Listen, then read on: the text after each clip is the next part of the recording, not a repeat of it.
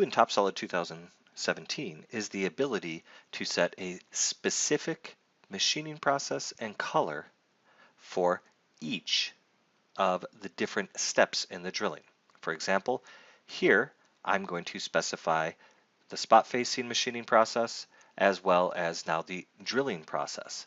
And what's interesting here is that when I do this, the colors show differently, as well as TopSolid CAM now knows what to do specifically for those drillings.